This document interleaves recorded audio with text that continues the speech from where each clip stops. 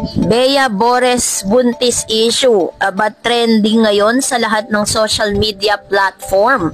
Patok ngayon sa social media ang usapin tungkol kay Bea Bores, isang publikong personalidad na pag-aari sa mundo ng online entertainment. Ang pangalan niya ay naging sentro ng matinding rumors patungkol or may kinalaman sa kanyang pagbubuntis.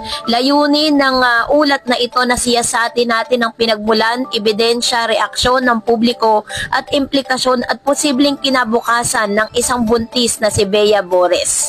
Ito'y tatalakayin gamit ang mga datos at komento mula sa iba't ibang plataforma, mula sa Facebook, TikTok hanggang sa Reddit.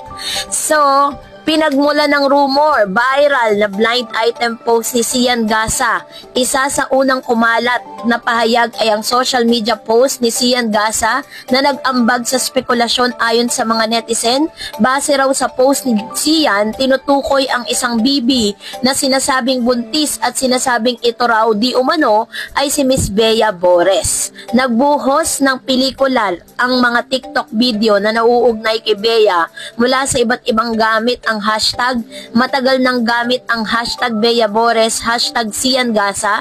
Meron ding viral videos at interpretation patungkol dito. May mga nag-claim na lumabas daw isang IG reel mula sa Modern Pinoy Now